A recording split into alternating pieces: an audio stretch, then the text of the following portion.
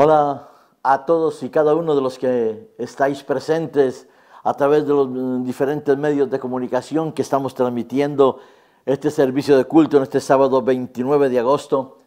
Permitidme que os pueda desear las más ricas y abundantes bendiciones de la parte de Dios y de nuestro Señor Jesucristo. Comenzaría leyendo el Salmo 117 antes de hacer oración, porque creo que es bueno que rindamos este culto a la honra y a la gloria de Dios. Dice el Salmo 117, alabad a Jehová, naciones todas, pueblos todos, alabadle, porque Él ha engrandecido sobre nosotros su misericordia y la fidelidad de Dios es para siempre. Aleluya. Ahí donde estemos, donde quiera que nos encontremos, podemos darle honra y gloria a Dios y podemos alabarlo. Y vamos a alabarlo a través de la oración. Bondadoso, tierno y bendito Padre que moras en los cielos, en este momento que tú nos das del privilegio de estar en contacto contigo a través del estudio de tu palabra, queremos suplicar que tu Espíritu Santo nos unja, nos purifique y nos transforme, que nos ayude a comprender lo que tú has revelado, Señor, a través de los siglos, que podamos también, Señor, ponerlos en práctica y compartirlo con otros que nos rodean. Que podamos, Señor, muy pronto abrazarte y estrecharte entre nuestros brazos. Al verte venir, Señor, en las nubes, gritemos con alegría, tú eres el Dios en que hemos confiado. Señor, sabemos que hay muchas personas que están sufriendo, que padecen, que se encuentran en diferentes circunstancias adversas de la vida. Te suplicamos que manifiestes tu misericordia sobre ellos, que puedas poner paz y sanidad. Que tú puedas también, Señor, sostener y dirigir a las autoridades de la Iglesia a nivel mundial, como también a los responsables gubernamentales, para que sepan, Señor, dirigir y coordinar todo aquello que es bueno y noble y positivo para nuestras vidas. Que todo lo que hagamos, Señor, sea para tu honra y tu gloria, que te lo pedimos humildemente en el dulce nombre de Jesús. Amén. Vivimos en un mundo donde se relativiza todo. Casi no le damos importancia a las cosas vitales y a las cosas sin importancia muchas veces queremos insistir y queremos colocarlas en primer lugar en la vida. A veces, inclusive en cuestiones bíblicas, nos ponemos a decir, bueno, tal vez, quizás, posiblemente. Y si yo he buscado un título que me ayudará a comprender y a entender mejor lo que la palabra de Dios revela, no podía encontrar otro mejor título que evidencias. ¿Qué es una evidencia? El diccionario de la DRAE dice que es la certeza y clara y manifiesta de lo que no se puede dudar. También a nivel moral es la certidumbre de algo, de modo que el sentir o juzgar de lo contrario sea tenido por temeridad. Es decir, una evidencia. La evidencia es la certeza clara y manifiesta de lo que vamos a decir o vamos a negar o afirmar es absoluto, que no se puede discutir, que no se puede poner en duda. Es verdad que cuando decimos y hablamos de evidencias es que ponemos también en conocimiento del público alguna verdad o alguna realidad que a veces supera con creces las expectativas de las personas que nos rodean. No se trata, como se dice a veces en términos jurídicos, verdades circunstanciales o prueba circunstancial o una evidencia relativa. No se puede hablar, cuando hablamos de la palabra de Dios, que la palabra de Dios es simplemente una evidencia relativa, es una incongruencia.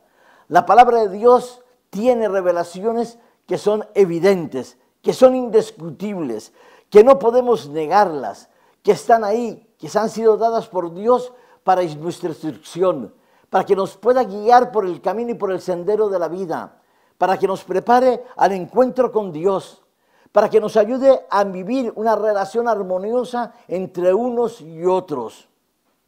Es verdad que hay muchas personas que cuando hablan de la Biblia la sitúan al plano de un libro cualquiera, es más, un libro de fábulas, de mitos, de leyendas, que fue creado, inventado por los hombres para dar una explicación a lo desconocido por el temor a descubrir la verdad. Se ha hablado de la Biblia como un libro de cuentos de hadas, como un libro de historias de personas o de pueblos que inclusive ni siquiera llegaron a existir.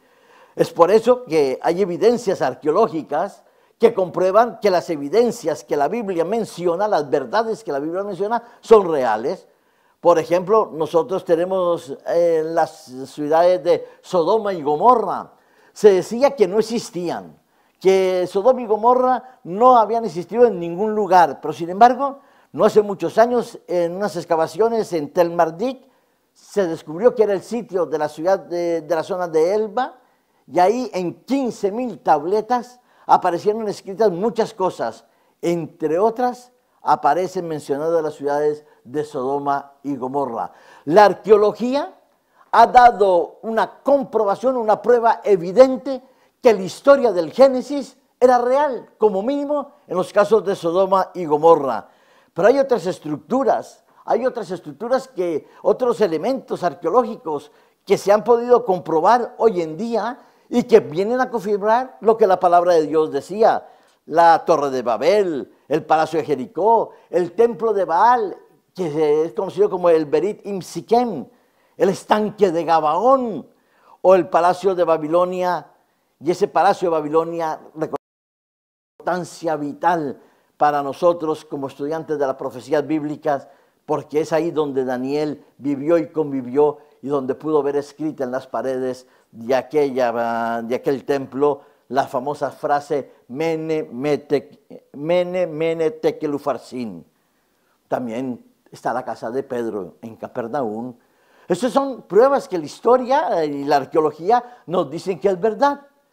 Que sí, que ha existido, que la historia que la Biblia nos presenta es una historia que se comprueba. Hace poco leí un artículo que decía que las plagas de Egipto tenían una explicación científica y que se podía comprobar científicamente que efectivamente en determinada época del siglo III antes de Cristo, segundo, tercero antes de Cristo, hubo un cambio climático que fue el que produjo la aparición de todas esas plagas. Y van describiendo a través de diferentes fósiles y pruebas bioquímicas que hubo una serie de plagas que afectaron la región del Bajo y Medio y Alto Nilo. Hoy en día se cree que debido al descubrimiento o a la investigación de estos científicos, las plagas pudieron haberse producido realmente. Ya no hace muchos años se negaba la existencia de eso. Pues bueno, hoy quiero con vosotros compartir algo un poquito diferente. Necesito que tengáis en vuestras manos, o como mínimo tengáis un papel, una hoja, una libreta y tengáis un bolígrafo, que podáis escribir una serie de pasajes de textos bíblicos, porque es verdad que vamos a leer o al menos a vislumbrar algunas evidencias que hay en la palabra de Dios, pero que solo son descubribles o solo son retenibles en nuestra mente, en nuestro cuerpo, en nuestro conjunto doctrinal, solo a través de la fe. Porque nosotros vivimos en medio de dos paradigmas. El paradigma del que cree en Dios y acepta que Dios se revela al hombre a través de diferentes medios y a través de diferentes enseñanzas, o el paradigma del no creyente, el que no cree en Dios. Uno es creacionista, el otro es evolucionista.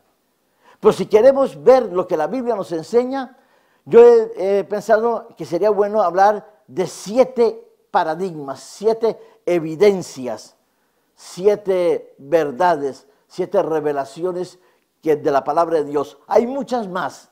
Soy consciente que hay muchísimas más.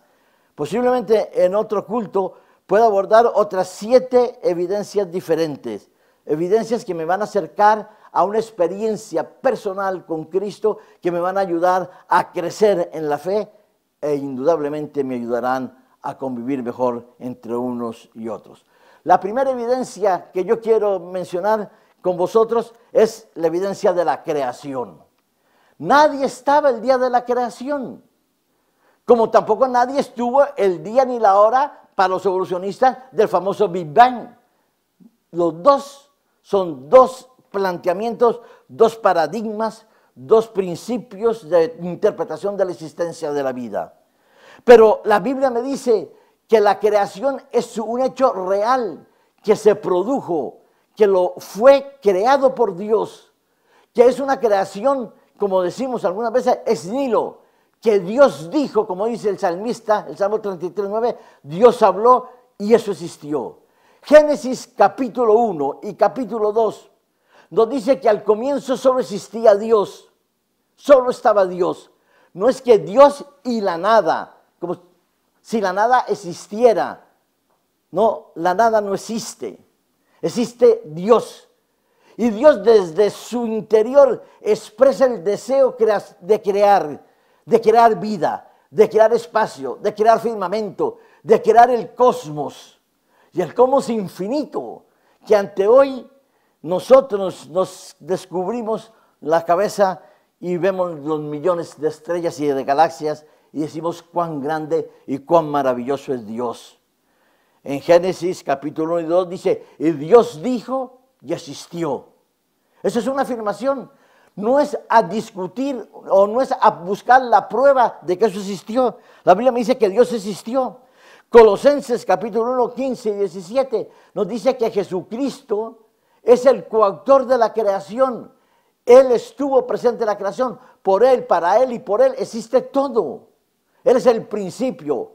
La palabra en griego es el prototokos, que es el motor, el iniciador, el lanzador del proyecto universo. Toda la creación es el producto del deseo y del propósito de Dios. Dios quiere, como dice el profeta Isaías, que la tierra sea habitada. El propósito de Dios en el jardín de Edén era que la tierra fuera un jardín de Edén que se fuera extendiendo a todos los lugares de la tierra. El propósito de Dios en la creación era que todo fuera bueno, hermoso y proyectable hacia otras dimensiones, hacia los 4 puntos cardinales.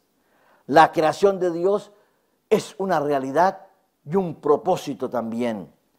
En el libro de Apocalipsis, y ese sí leeremos este pasaje que es muy conocido por nosotros, Apocalipsis capítulo 14 y el versículo 7, dice, y vi, el versículo 6, ve volar un ángel en medio del cielo con un evangelio eterno.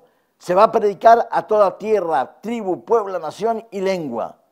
Y el mensaje de ese primer ángel dice, temed a Dios y dadle gloria porque la hora de su juicio ha llegado y adorad a aquel que hizo el cielo y la tierra, el mar y las fuentes de las aguas.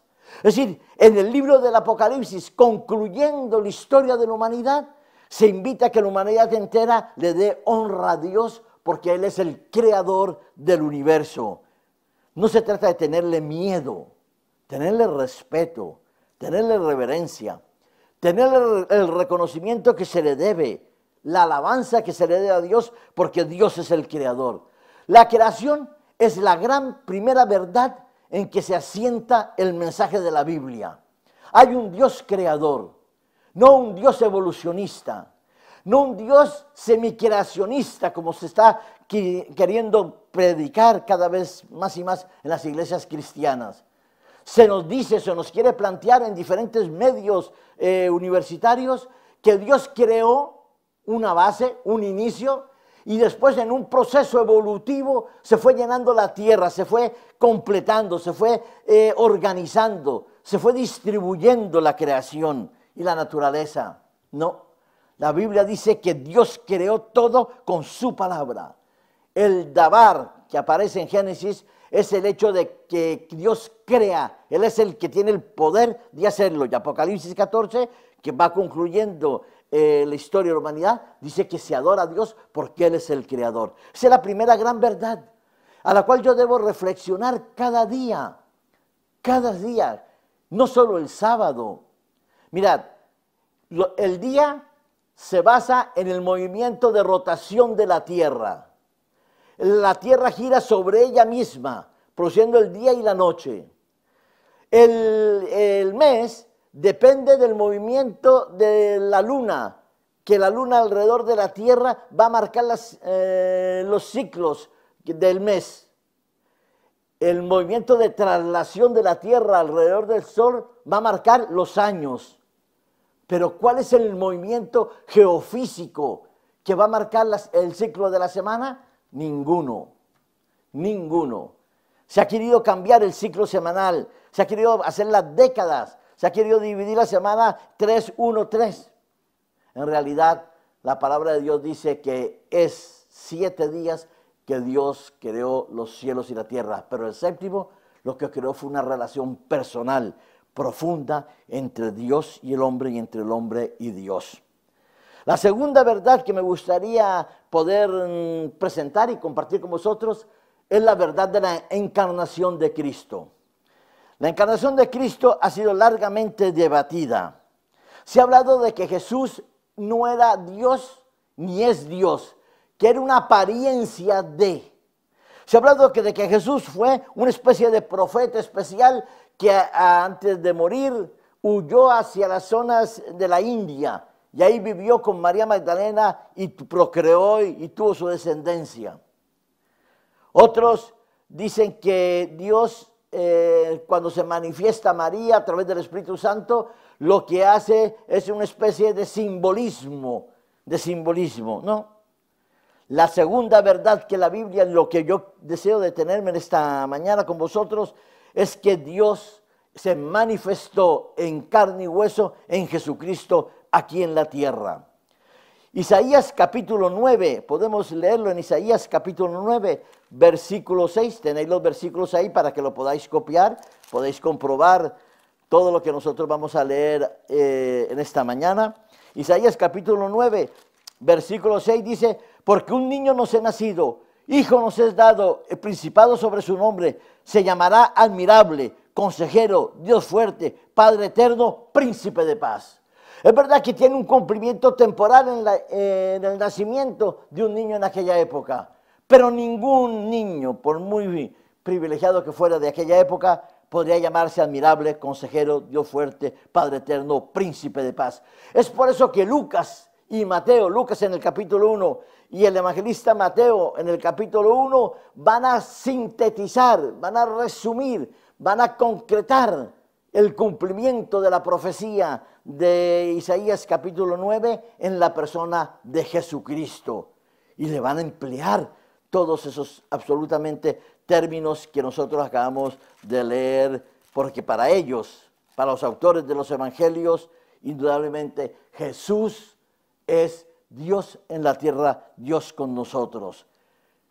Mateo capítulo 1, versículo 23. He aquí esto es lo que se cumple por medio del profeta cuando dijo: he aquí una virgen concebirá y dará a luz a un hijo y llamará su nombre Emmanuel, que traducido es Dios con nosotros. Eso es Jesús, Dios con nosotros. En Lucas capítulo 1, versículos 31 al 35, también encontramos pues la reafirmación de lo que el profeta dijo. Lucas capítulo 1, versículo 31 al 35, cuando dice: el Espíritu Santo, el poder del Altísimo te cubrirá, con el cual el santo que nacerá será llamado Hijo de Dios. El versículo 35, es el canto de Elizabeth a María. El nacimiento de Jesús es el cumplimiento de la profecía bíblica. Me encanta cómo el autor del libro de Gálatas, el apóstol Pablo, en Gálatas en el capítulo 4, de Gálatas y en el versículo 4, el apóstol Pablo va a reforzar la idea de que Jesús vino en el momento adecuado.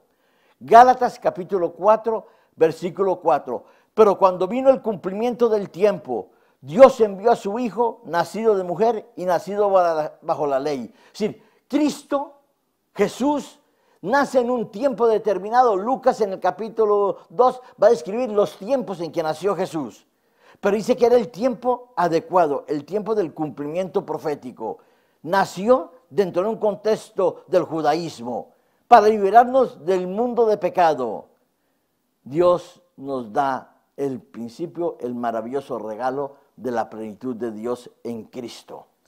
Sí, Jesús se identificó con el hombre. Por eso el apóstol Pablo en Hebreos va a decir que tenemos un sacerdote, tenemos un redentor que fue tentado como nosotros, pero sin cometer pecado.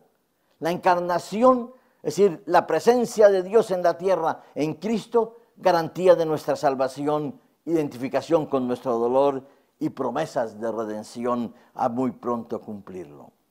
Pero si somos nosotros y recibimos la encarnación de Cristo como un regalo, como un don de Dios, la Biblia también va a afirmar otra realidad. Son realidades, no son discutibles.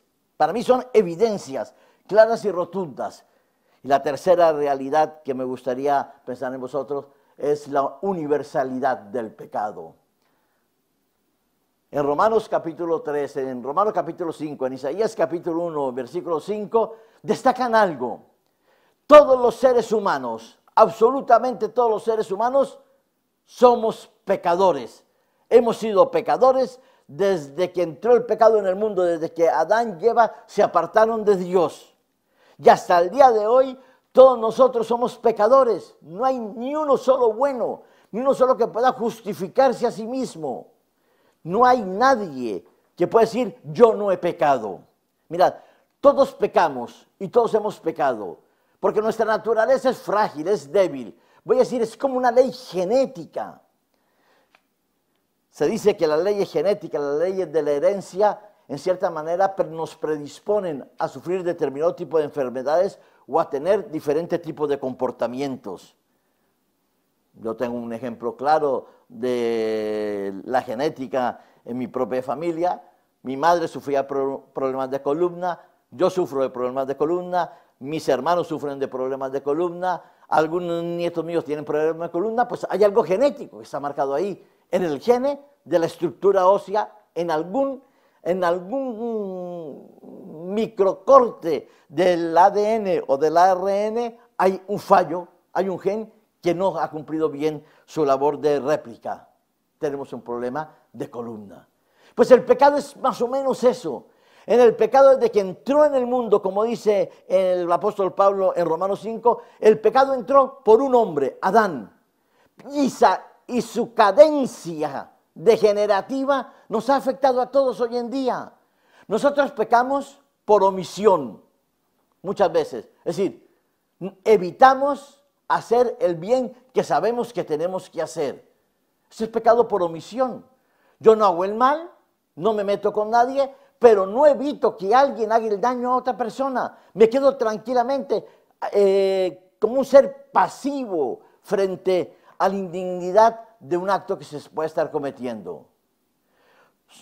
Peco por omisión cuando yo sé que hay alguien que tiene una necesidad, que necesita ser ayudado, sostenido en un momento dado, sea económica o moralmente o psicológicamente, y entonces yo digo, yo voy a orar desde aquí, que es lo mejor que puedo hacer, pero puedo acercarme a la persona, pecado por omisión, dejo que la persona vaya solo. ¿Recordad la parábola del buen samaritano? El levita y el sacerdote iban a cumplir sus funciones rituales y sus funciones litúrgicas que debían, pero olvidaron bajar al foso del herido. Tuvo que ser un samaritano el que lo recogiera para darnos la gran lección que el amor no es teoría, sino es práctica. Pecamos también por intención. Hay algo que me lleva en mi corazón, que me quema, que me arde. Hay una persona que no me cae muy bien. Hay una persona que por alguna circunstancia no compagino con él en mi carácter, en mi forma de ser, en mi forma de vivir. Y esa persona, yo digo, ya me gustaría que le pasara algo. Estoy deseando, tengo la intención de que la persona tenga algún que otro problema. Y peco por acción. Cuando yo cometo una infracción, dice que pecado es desviarse del blanco de la palabra de Dios. Jesús, cuando habla del pecado, él dice que pecado, por ejemplo, en el caso del adulterio, ya volveremos sobre el tema de la ley, dice, el adulterio no solo es el hecho de cometerse, acostarse con una persona que no es tu esposa. El pecado del adulterio está aquí, en mi mente, cuando yo pienso que el adulterio se realiza en mi mente. Ahí está el pecado. Por eso todos somos pecadores.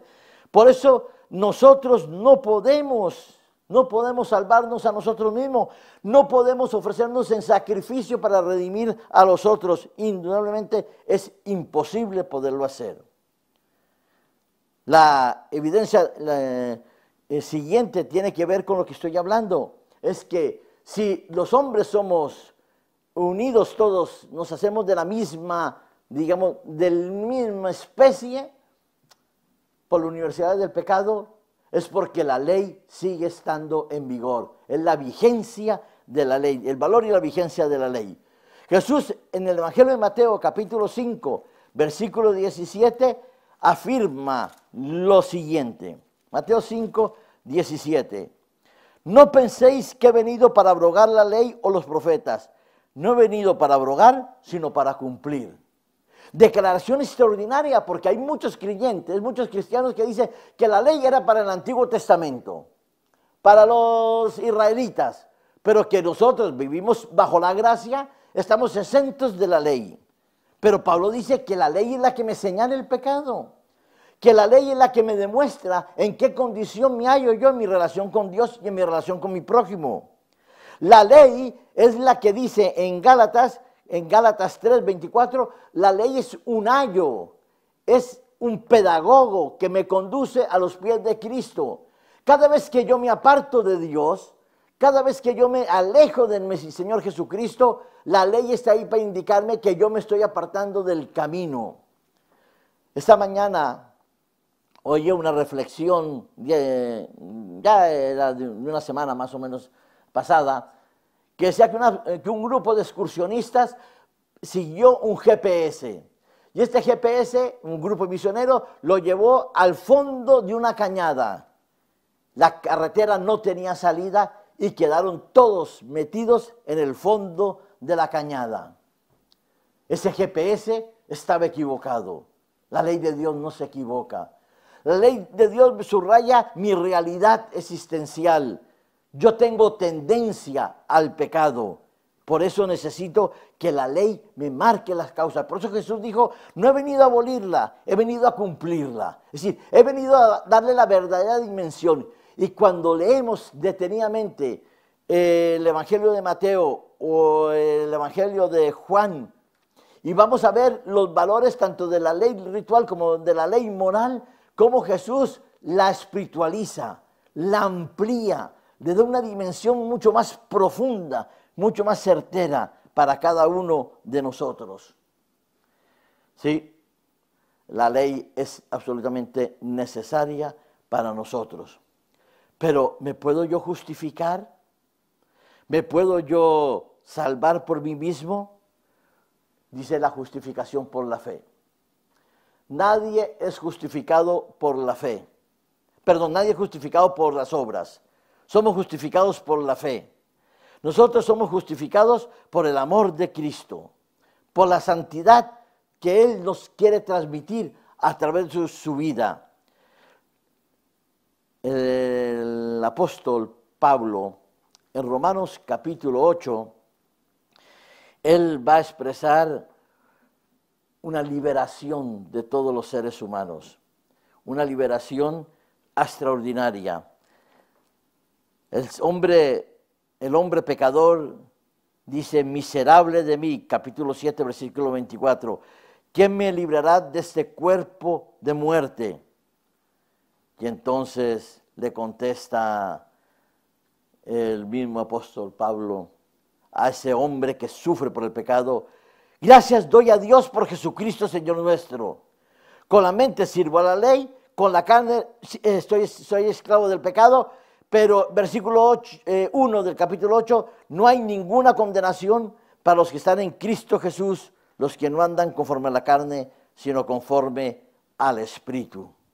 Sí, nosotros somos indudablemente justificados por Cristo, redimidos por Cristo, liberados por Cristo.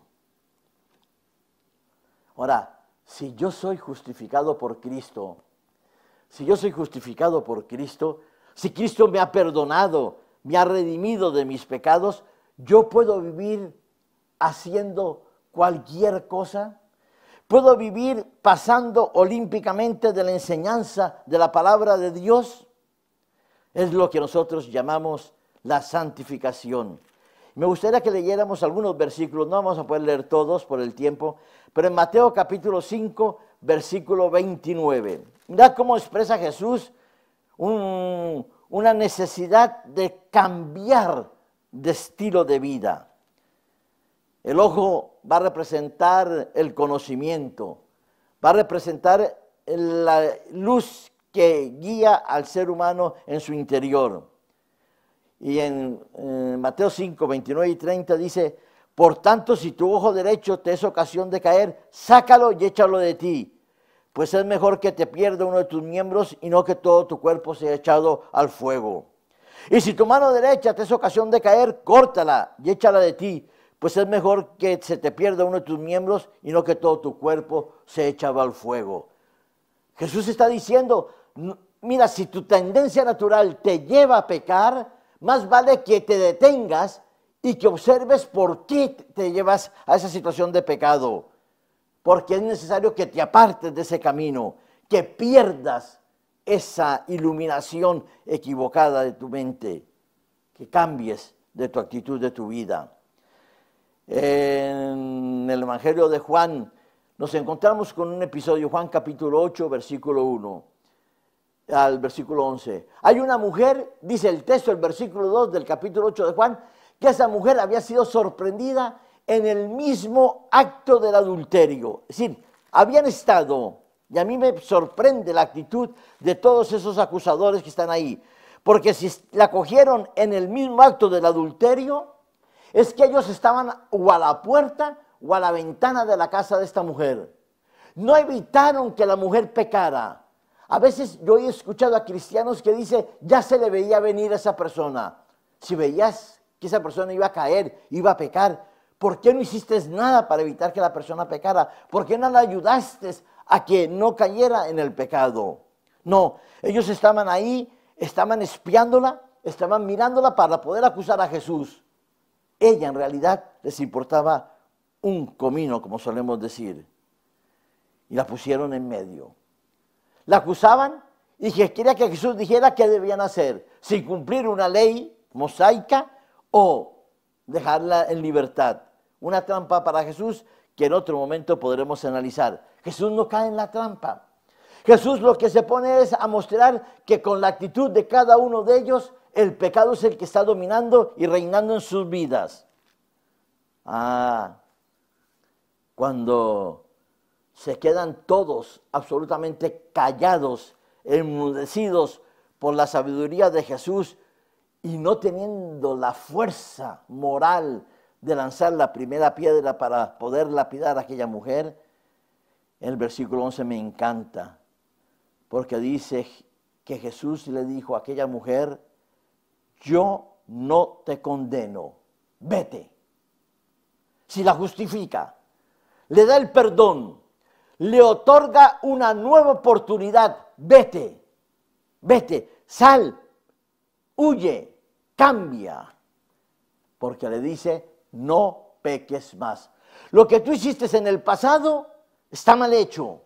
No hay que decirle que está bien hecho, no hay que decirle que no pasó nada. Si lo que hizo en el pecado está mal en el pecado, pero ahora Jesús te perdona.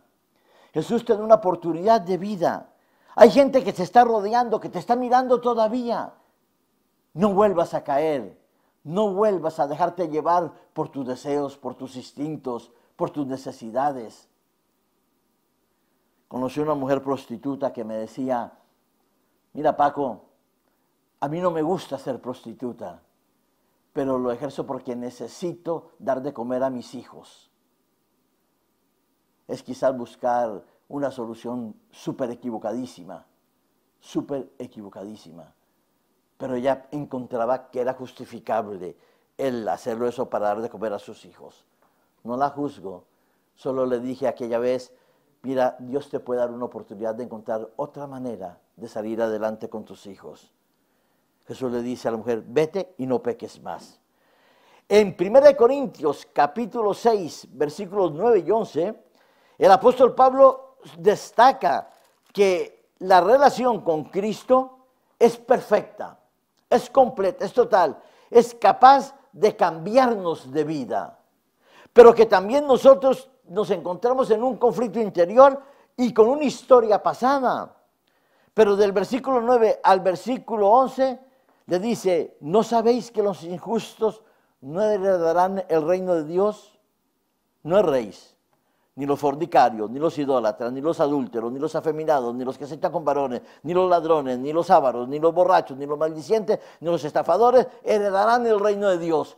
Una lista que no es exhaustiva, que en otro momento tendremos que hablar sobre las condicionantes morales del pueblo de Dios. Pero a Pablo le dice, no erréis, no os equivoquéis. La Biblia es clara. Estas actitudes son contrarias al plan de Dios. En otros textos Pablo llega a decir que es vivir conforme a la carne, conforme al sentir natural del ser humano. Pero el versículo 11 dice, y esto eras a algunos, habéis sido lavados, habéis sido santificados, habéis sido justificados en el nombre del Señor Jesús y por el Espíritu de nuestro Dios. Es decir, la santificación es un cambio de mi vida del pasado, un presente en proceso de transformación continuo por la presencia del Espíritu Santo, por la gracia de Dios y por la acción misericordiosa de Jesús. Y entonces yo tengo que dar honra y gloria a Dios en mi cuerpo porque es el templo del Espíritu Santo. Y en 1 Tesalonicenses capítulo 5, versículo 23, ese es el texto que todos conocemos perfectamente, cuando el apóstol Pablo, hablándole a la iglesia de Tesalónica, una iglesia que tiene muchas virtudes y que necesita oír una exhortación final sobre la vida preciosísima del cristiano, dice en el versículo 23 y 24, y el mismo Dios de paz os santifique por completo. Todo vuestro ser, todo vuestro espíritu, alma y cuerpo se ha guardado, oídlo bien, dice, irreprensible para la venida de nuestro Señor Jesucristo. Fiel es el que os llama, el cual también lo hará. Todo vuestro ser. La santificación es un cambio completo del estilo de vida, de nuestros pensamientos y de nuestras acciones. Es la extensión de todo lo malo y la práctica de todo lo bueno. Es la aceptación de la profecía bíblica, pero la vivencia en la proclamación del Evangelio. Es aceptar a Cristo como mi Salvador y tratar de imitar a Cristo en mi acción, en mi metodología de vida. Y la última reflexión que yo quiero hacer en esta mañana es que hay una evidencia que no se ha producido, pero que se va a producir. Pero sin embargo que está basada en las promesas de Dios, que está basada, mencionada en la Biblia más de 300 veces. El día del Señor vendrá, el retorno de Jesús. Jesús lo dijo en Juan capítulo 14, versículo 1 al 3, no se entristezcáis, no seáis personas apesumbradas por el dolor, por el sufrimiento, por la soledad. Los discípulos iban camino en Maús después de la muerte de Cristo, iban tristes, su expectativa cristiana se venía abajo. La esperanza de un Mesías redentor del pueblo de Israel había caído en picada. Y Jesús les había advertido, no estéis tristes, no estéis tristes. ¿Por qué? Porque yo me voy y yo volveré. Y tenemos capítulos completos como Mateo 24, 25, Lucas 17, Lucas capítulo 20, Lucas 21, Apocalipsis 1, versículo 1 al 7, Daniel 12, donde me dicen que el día del Señor vendrá, que Jesús volverá a la tierra. La promesa maravillosa que está en el libro del Apocalipsis, Apocalipsis capítulo 1, versículo 7. He aquí viene con las nubes, todo ojo lo verá, y lo que los traspasaron, y todos los linajes de la tierra harán lamentación por él. Sí, amén. Yo soy el alfa y el omega, el principio y fin, dice el Señor, el que es, el que era y el que ha de venir, el Todopoderoso. ¡Qué maravillosa evidencia! Sí, es la esperanza cristiana, es la expectativa cristiana, es el mensaje del Evangelio que no podemos callarnos.